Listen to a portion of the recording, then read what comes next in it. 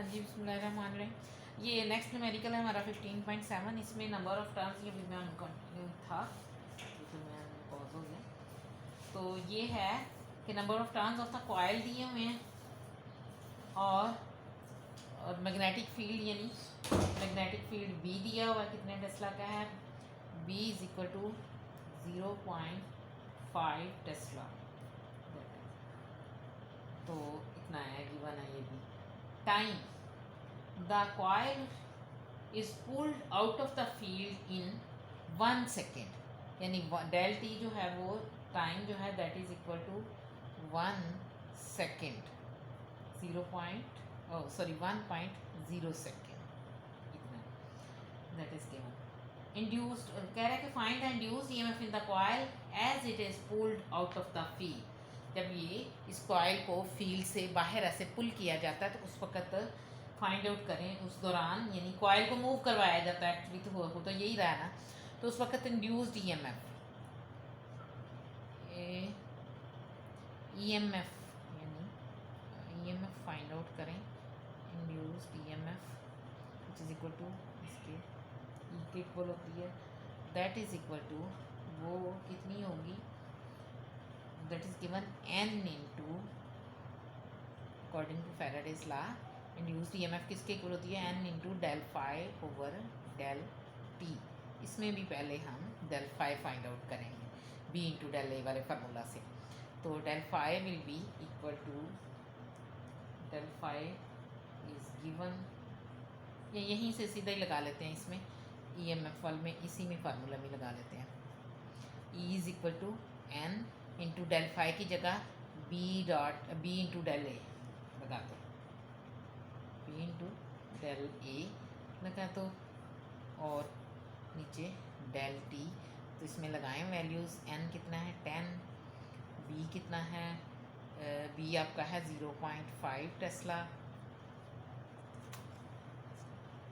और 0.5 Tesla b, और a कितना है, डेल a जो है that is equal to 35 into 10 की power -4 metre square divided by del T है 1 सेकेंड, तो ये तो प्रॉब्लम ही करनी 0.0 सेकेंड।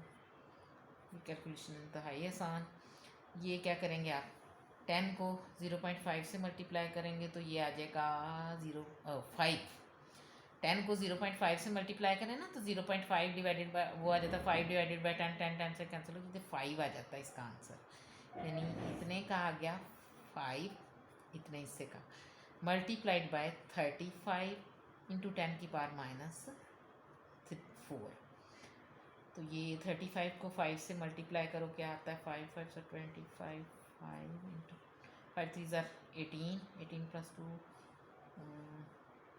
20, 205 इंटू 10 की पावर -4 वोल्ट्स, ये आ जाएगा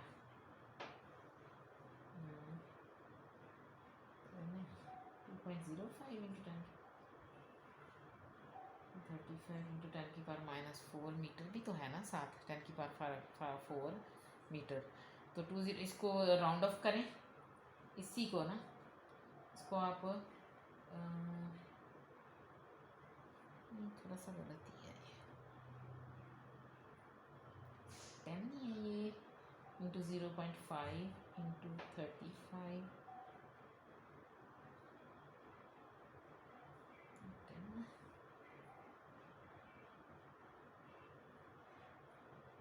ये ज़रा अभी मेरे पास इस वक्त कैलकुलेटर नहीं है तरीकाकार यही है, वैसे ये थोड़ा सा कैलकुलेट करके देखिए एक्चुअली आंसर क्या होता है। मेरे ख्याल में अच्छा चले देख लेते हैं, कर लेते हैं। 205 को आप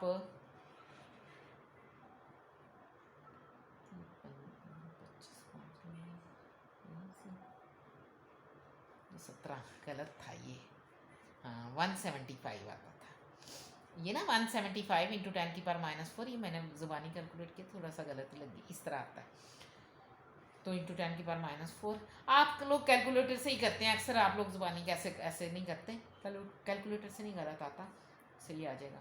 175 को इसको राउंड ऑफ करें पॉइंट 1 डिजिट के बाद पॉइंट लगता है ना, जब राउंड ऑफ साइंटिफिक नोटेशन में हम लिखते हैं, तो ये किसके इक्वल आ जाएगा 1, यानी यहाँ पॉइंट है अब, तो 2 डिजिट्स पीछे गया तो ये आ जाता है 1.75 इंटू 10 की पावर, 2 डिजिट्स पीछे आया ना पॉइंट, इस तरफ लेफ्ट की तरफ शिफ्ट किया तो 10 की पावर पॉजिटिव +2 से मल्टीप्लाई करेंगे, मल्टीप्लाइड बाई ये 10 की पावर -4, तो ये आ गया आपके पास, लास्ट में लिखते हैं 1.75 इंटू 10 की पावर -2, -4 +2 -2 आ गया, इतने वोल्ट्स, ये आपका आंसर आ गया। इसके बाद नेक्स्ट है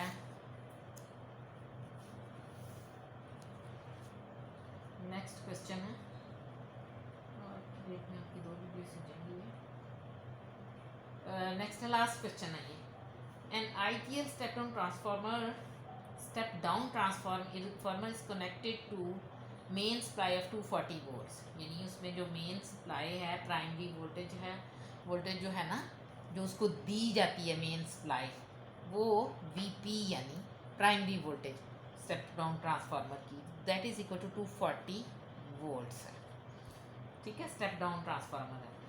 तो कहता है it is desired to operate our 12 volt 30 watt lamp, यानी उसने क्या करना है 12 वोल्ट के उस 30 वॉट के लैम्प को ऑपरेट करना है, जिसका पोटेंशियल डिफरेंस जिसको चाहिए है 12 वोल्ट का, यानी Vs जो है ना सेकेंडरी वोल्टेज जो हमें चाहिए है, जो सेकेंडरी के क्रॉस हमें वोल्टेज चाहिए, that is equal to 12 volt, इतनी है, ठीक है। स्टेप डाउन ट्रांसफार्मर की एक प्राइमरी कॉइल होती है, एक सेकेंडरी, प्राइमरी के क्रॉस जो है इनपुट दी जाती है, तो यहाँ इनपुट उसने बताई हुई है कि step down transformer is connected to main supply of 240 volt, यानी उसको 240 वोल्ट की सप्लाई दी जा रही है, यानी इनपुट जो प्राइमरी कॉइल के क्रॉस दी जा रही है 240 वोल्ट है उसकी, तो सेकेंडरी के क्रॉस यानी जिस लैंप को हमने उस ट्रांसफार्मर से ऑपरेट करना है उसको चाहिए है उसको 12 वोल्ट, यानी स्टेप डाउन ट्रांसफार्मर लगे होते हैं ना घर के अंदर जो इंस्ट्रूमेंट्स हैं उनके साथ, तो जो 12 वोल्ट की वो चाहिए वोल्टेज लैंप को। Find the current in the primary and the transformation ratio, यानी करंट भी फाइंड आउट करें, ट्रांसफॉर्मेशन रेशो फाइंड आउट करनी है, वीपी गिवन है, वीएस गिवन है, और आउटपुट पावर यानी पीएस, जो आउटपुट पावर जो हमें जो है ना that is equal to 30 watt, वो गिवन है। तो current in the primary coil IP जो है ना हमें नहीं पता कितना है, वो हमें वोल्टेज दी हुई है, IP is unknown, output current के क्रॉस पावर दी हुई है, दिखाते हैं।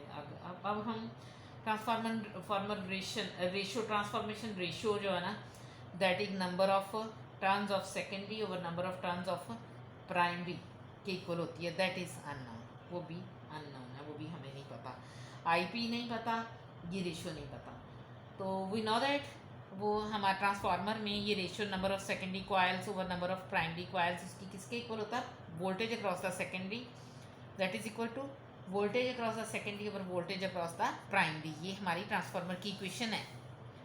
ये ratio number of turns of secondary to the number of turns of primary is equal to the ratio number of ratio of voltage across the secondary coil to the voltage across the primary coil, यानी number of turns of secondary is directly proportional to the voltage across the secondary coil, इसके proportional होती है। तो इस values को इन values को put करके हम ये ट्रांसफॉर्मेशन रेशियो निकाल लेते हैं, NS over NP that is equal to VS क्या है 12 वोल्ट, उसकी वैल्यू लगाएं, VP क्या है 240 वोल्ट, तो ये निकाल लेंगे, ये आ जाएगी 0. ये आ जाती है आपके पास 0. या ये आ जाएगी 1/2, इसको ऐसे कर लेते हैं, 12 1s are 12, 12 2s are 24, 1/20 के इक्वल आ जाती है ये रेशियो। उसके बाद NS over NP जो है NS over NP, oh sorry आपको नज़र नहीं आ रहा, NS over NP is equal to 1/20 और P S power, output power जो है प्राइमरी के क्रॉस पावर आउटपुट पावर जो है that is equal to V S, यानी उसके क्रॉस पावर का रिलेशन होता है ना वी आई वी के equal, power is equal to I V. तो यहाँ prime power across the secondary coil है that is equal to V S, यानी voltage across the secondary coil into current across the secondary coil, इसके equal है। V S I S are given, दोनों given है हमारे पास। Power जो है कितनी है 30 वाट, वो भी गिवन है। तो 30 watts are equal to V S given है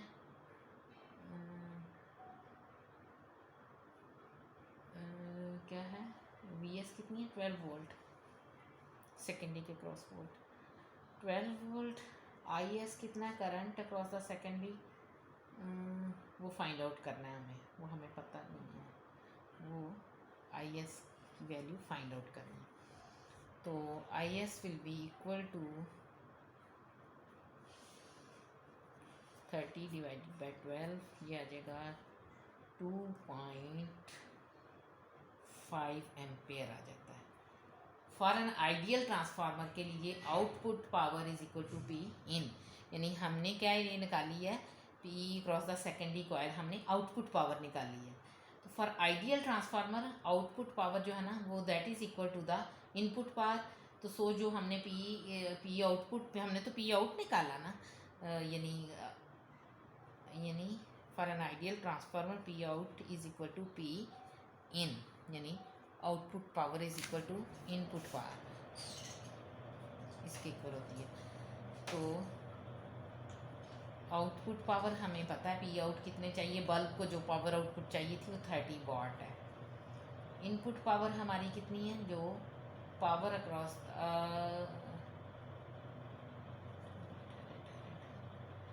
आउटपुट पावर, यानी हम ये फार्मूला लगाएंगे, इस तरह नहीं होगा।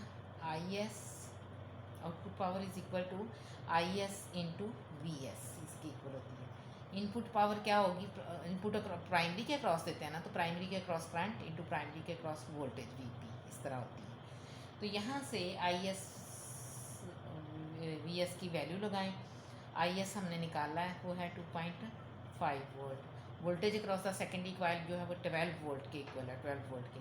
Current across the primary coil I P is unknown, वो हमने फाइंड आउट करना है आई पी, लेकिन इसके क्रॉस पावर क्या है, प्राइमरी के क्रॉस पावर जो है दैट इज़ इक्वल टू, हमने पीछे निकाल ली थी, power across the primary coil sorry voltage across the primary coil. Power तो I P into V P का मल्टीपल है, तो आई पी हमें पता नहीं है, वी पी इज़ गिवन।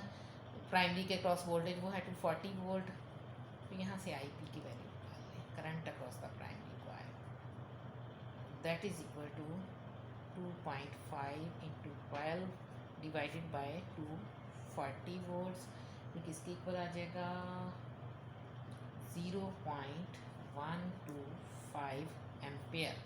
यानी उसने कहा था हमसे कि find the current in the primary and the transformation ratio तो हमने निकाल ली 1/20 के इक्वल है, 1:20 इसके इक्वल है।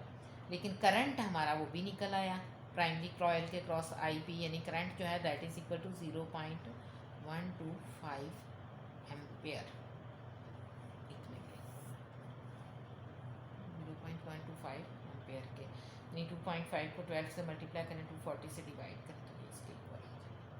दिस वाज ऑल अबाउट, आज ये आपके न्यूमेरिकल एंड हो चुके हैं। कल इंशाल्लाह नेक्स्ट लेक्चर जो होगा हमारा चैप्टर नंबर 16 स्टार्ट करेंगे। चैप्टर नंबर 16 का अल्टरनेटिंग करंट वाला, अल्टरनेटिंग करंट का चैप्टर स्टार्ट करेंगे। यही आई थिंक नहीं एसी सर्किट, टाइटल आज मुझे भूल गया चैप्टर का। हाँ जी, अल्टरनेटिंग करंट ही है टाइटल। अल्टरनेटिंग करंट का चैप्टर कल स्टार्ट करेंगे इंशाल्लाह। नेक्स्ट टाइम अपनी रेडी रहिएगा। ये न्यूमेरिकल सारे आप खुद भी सॉल्व करें ताकि आपको आ जाएं अच्छे तरीके से। तो कल इंशाल्लाह ये अल्टरनेटिंग करंट आपको पता भी होगा, डायरेक्ट करंट और अल्टरनेटिंग के इंट्रोडक्शन तो मैं दे चुकी हूँ इससे पहले भी, पिछले चैप्टर्स में भी। डायरेक्ट करंट वो होता है जो अपनी डायरेक्शन चेंज ना करे, यानी अगर किसी सेल है या बैटरी है वो डायरेक्ट करंट के सोर्सेज होते हैं ना, तो सेल का जो टर्मिनल पॉजिटिव होता है वो हमेशा पॉजिटिव ही रहता है, जो नेगेटिव होता है वो नेगेटिव ही रहता है, यानी जो हाई पोटेंशियल वाला टर्मिनल वो ही चेंज नहीं होता, यानी पोटेंशियल जो है पोलैरिटी चेंज नहीं करता, यानी वो डायरेक्शन चेंज नहीं करता करंट, डीसी करंट जो होता है। लेकिन अल्टरनेटिंग करंट जो होता है ना, उसको एसी करंट भी बोलते हैं, वो हमेशा वो अपनी यानी डायरेक्शन चेंज कर रहा है ड्यूरिंग वन साइकिल, वो अपनी डायरेक्शन एक दफ़ा अपनी डायरेक्शन चेंज करता है, यानी साइकिल के स्टार्ट पे जो टर्मिनल पॉजिटिव होगा at the mid of the cycle वो टर्मिनल नेगेटिव हो जाएगा, और जो पहले नेगेटिव होगा स्टार्ट में वो पॉजिटिव हो जाएगा। डायरेक्शन चेंज करना मतलब ये होता है। कल इंशाल्लाह डिटेल में पढ़ेंगे, जो बुक में है ना उसके अकॉर्डिंग जो बुक की टर्म्स हैं वो पढ़ेंगे हम इसकी, तो इंशाल्लाह कल करेंगे ये ना। काफ़ी इसमें एसी जनरेटर वाला टॉपिक जो है ना उसका एंड वाली इक्वेशंस यूज़ होंगी इसमें नेक्स्ट वाले चैप्टर में ज़्यादा, तो वो ज़रा दोबारा देख के आइएगा आप लोग ना, एसी सोर्स देख के आए इंशाल्लाह कल होगा स्टार्ट करेंगे। साथ ही एंड हुआ।